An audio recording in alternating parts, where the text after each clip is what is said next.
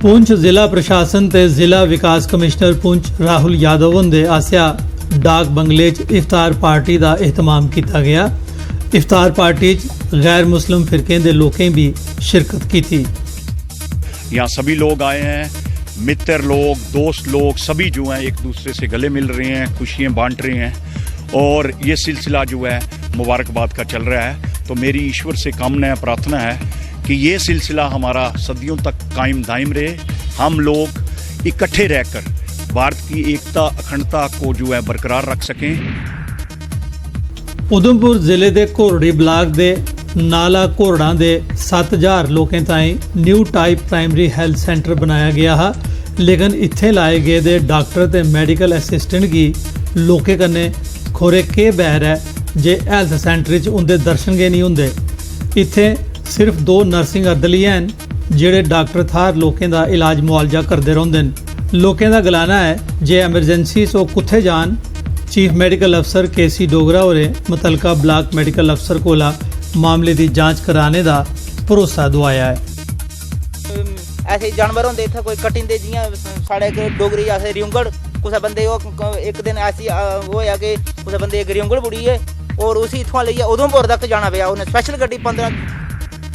राजौरी जिले के 2 मोड़ ग्रां च मनियाल नाले उपर 6 बरे पहले पुल बनाने का काम शुरू किया गया है, लेकिन वो अजे तोड़ी मुकम्मल नहीं हुआ।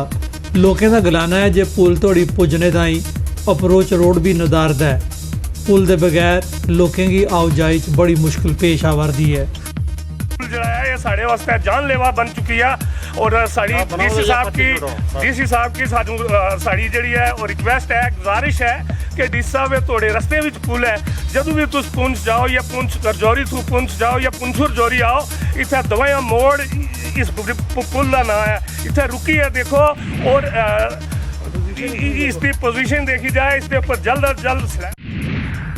कठुआ के नगरी ग्रां के लोकें सड़क के कंढे PHE महकमे आसिया बनाई गई दी ओवरहेड टैंकी की वाकिंग वाल की मुरम्मत किए जाने की अपील की है।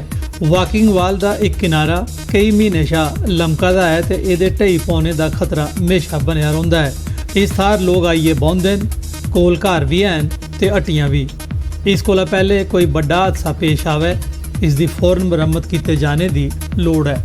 ये जी टांकी है, टांकी ये कोई 7-8 महीने होया इसकी झल जी टुटी गेदी है, ये लमकी दी है। इत्थे लोग बौंदे खड़ोंदे जी है न, इत्थे इहदा खतरा कि जिसले भी कोई टुटी है कोई जान माल का नुकसान हो सकता है। मेहरबानी करिए ये डिपार्टमेंट की भी कस्या जाए ताकि जल्दी कोला जल्दी इसकी रिपेयर या इसी गिराया जाए। लिटरली बड़े लोगों की बड़े बारी बड़े मीडिया के माध्यम कन्नै कभी अखबार के कभी इ'यां दरखास्तां दित्तियां ने कि भी इस टैंकी की रिपेयर करो, किसी ने कोई रिपेयर नहीं की, कोई सुनवाई नहीं करे करता, कोई अजे तक कोई कार्रवाई नहीं हुई है। लिहाजा असी ये रिक्वेस्ट करने और अपील करने या इसी वार्निंग आखी लो भी बड़ी जल्दी इसी रिपेयर करो इस टैंकी की। इस टैंकी का जिहड़ा रिपेयर है कराओ ताकि लोगों पर जिहड़ा खतरा मंडराया करता है, खतरा जिहड़ा बने दा वो खतरा जिहड़ा दूर होवे। है कि वो किसी की मौत का इंतजार करा दी है, कोई बड़े हादसे का इंतजार करा दी है, फिर ही जाइए ना कुछ टंकी है पानी वाली ठीक करनी है। तो मेरी गुजारिश है डिपार्टमेंट वाले कन्नै कि जल्दी तो जल्दी इस मामले पर गौर फरमाई जाए तो ये जी समस्या है जी कल की एक भयंकर रूप ले सकती है, इसी जल्दी को जल्दी समस्या का हल किया जाए।